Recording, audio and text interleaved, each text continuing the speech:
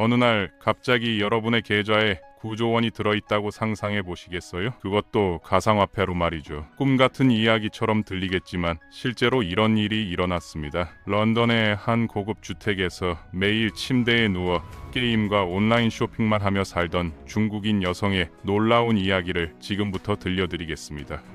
런던 경찰들이 문을 부수고 들어간 그 집에서 발견된 것은 상상을 초월하는 규모의 범죄였거든요. 중국에서 12, 8천 명이라는 엄청난 수의 사람들을 속여 돈을 빼앗았습니다. 47세 여성 젠지민이 바로 그 주인공이었습니다. 2014년부터 2017년까지 무려 4년간 투자 수익을 보장해주겠다며 사람들의 돈을 빼앗아 비트코인으로 바꿔놓았던 거죠. 더 놀라운 것은 이 여성이 압수당한 비트코인의 규모입니다. 6만 1,000개의 비트코인이라고 하면 현재 시가로 약 9조 4천억 원에 달하는 금액이거든요. 보통 사람들이 평생 벌어도 만질 수 없는 천문학적인 돈을 가상화폐 형태로 숨겨두고 있었던 겁니다. 중국 당국의 수사망이 좁혀오자 재빨리 여러 나라를 거쳐 도망다니기 시작했습니다. 결국 위조된 서류를 이용해 영국으로 들어갔습니다. 런던에 정착한 후 이 여성의 생활은 정말 호화로웠다고 합니다. 월세만 3천여만 원이 넘는 고급 주택에서 살았거든요. 비트코인을 조금씩 현금으로 바꿔가며 유럽 전역을 여행했습니다. 명품 보석을 사들이고 고급 레스토랑에서 식사하며 일반 사람들이 상상할 수 없는 삶을 살았던 거죠. 그런데 정말 아이러니한 것은 그렇게 많은 돈을 가지고도 대부분의 시간을 침대에서 보냈다는 사실입니다. 젠지민의 비서로 일했던 중국인 원재의 증언이 이를 뒷받침했거든요. 이 여성은 하루 종일 침대에 누워서 게임을 하거나 온라인 쇼핑을 하는 것이 전부였다고 합니다. 9조 원이라는 거액을 가지고도 제대로 된 사업이나 투자는 하지 않았던 겁니다. 그저 소비만 하며 살았던 거죠. 결국 영국 런던 서더크 형사법원에서 불법 자금 소지 및 세탁 혐의로 11년 8개월의 준형을 선고받았습니다. 하지만 이 사건의 마무리는 아직 끝나지 않았습니다. 압수된 6만 1,000개의 비트코인을 어떻게 처분할 것인지, 그리고 무엇보다 12만 8천 명의 피해자들에게 어떻게 돈을 돌려줄 것인지에 대한 법적 다툼이 예상되고 있거든요. 로이터 통신의 보도에 따르면 형사 재판은 끝났지만 민서상 문제들이 산더미처럼 남아있다고 합니다. 우리나라에서도 비슷한 가상화폐 사기 사건이 연이어 발생하고 있습니다. 중국 중앙은행이 발행했다고 거짓 홍보하며 5천여 명으로부터 300억 원을 가로챈 사기단이 경찰에 붙잡혔거든요. 이들은 픽스코인이라는 가짜 전자화폐를 만들어냈습니다. 투자하면 2년 안에 10,000배 이상의 수익을 올릴 수 있다고 거짓말했습니다. 호텔 연회장을 가득 채운 사람들 앞에서 중국 공산당 고위 간부의 자녀라고 소개된 가짜 강연자가 등장했거든요. 픽스코인의 전 세계화는 막을 수 없을 것이라고 확신한다며 사람들을 현혹했던 거죠. 하지만 이 모든 것이 치밀하게 계획된 거짓말이었습니다. 중국과는 아무런 관계가 없는 완전한 가짜 화폐였습니다. 38세 하모 씨를 중심으로 한 사기단은 전국 18개 지역에 판매센터를 차려놓고 조직적으로 사기를 벌였습니다. 끌어들인 투자자는 5,100여 명이었고 투자금은 314억 원을 넘어섰죠. 경찰 수사가 시작되자 이들은 더욱 악랄하게 피해자들을 속였습니다. 투자금을 보전해주겠다며 또다시 거짓말을 하고 심지어 경찰 수사를 방해하는 탄원서를 제출하도록 강요했거든요. 더 놀라운 것은 이들이 투자자들의 이탈을 막기 위해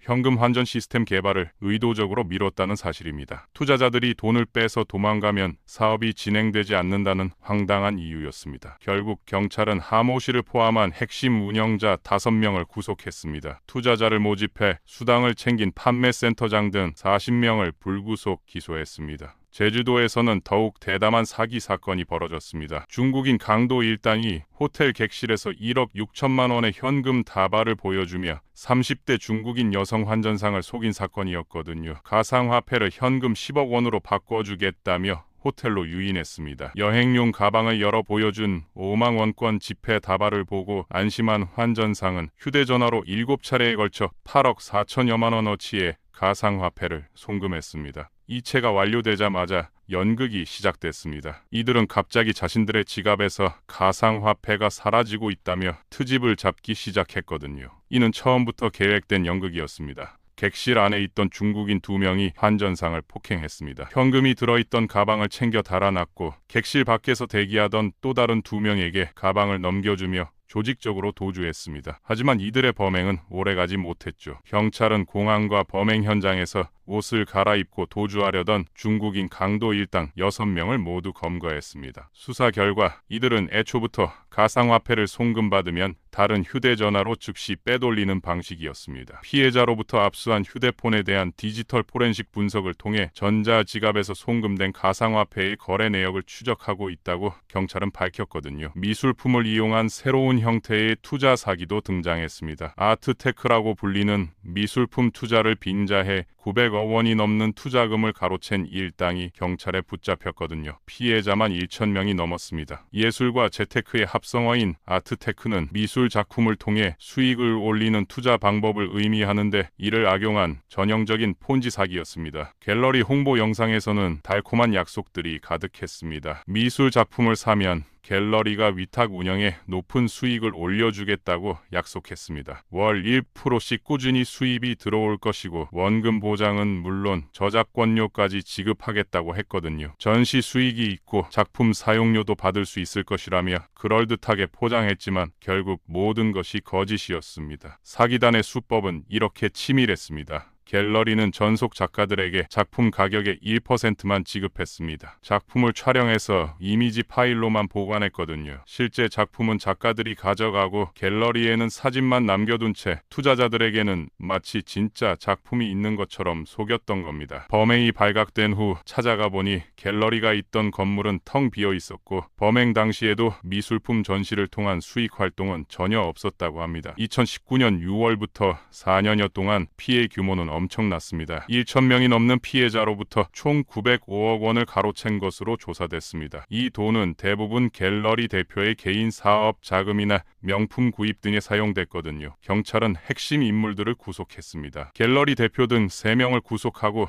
122억 원 상당의 범죄 수익을 기소 전 몰수 보전했습니다. 한편 금거래소 직원의 기지로 보이스피싱 피해를 막은 훈훈한 사연도 있었습니다. 휴대전화를 손에 쥔 채 금거래소로 들어온 한 여성이 직원과 말이 아닌 글로 대화를 나누는 이상한 상황이 벌어졌거든요. 잠시 후 경찰까지 출동하게 된 이 사건의 전말은 이랬습니다. 이 여성은 보이스피싱 조직원과 통화 중이던 피해자였습니다. 딸을 납치했다며 풀어줄 테니 현금과 골드바를 요구받고 골드바를 사러 온 거였죠. 여성의 표정을 본 금거래소 직원이 직감했습니다. 보이스피싱임을 알아차린 직원이 글로 도와주겠다고 알렸던 겁니다. 피해자의 얼굴이 너무 어둡고 당황스러워 보여서 바로 알 수 있었다고 직원은 말했거든요. 이 직원은 곧바로 비상벨을 눌러 경찰에 신고했습니다. 보이스피싱 조직원이 휴대전화를 덜 통해 들을 수 있도록 일부러 큰 소리로 포장하겠다고 말하며 골드바가 없는 빈 상자를 건네기까지 했습니다. 출동한 경찰들은 만나기로 한 장소 인근에서 잠복했습니다. 피해자와 조직원이 만나기로 한 장소에서 대기하다가 중국 국적의 조직원을 검거했죠. 피해자는 경찰을 통해 딸이 무사한 것을 확인하고 현금 420만 원과 빈 상자가 담긴 가방을 들고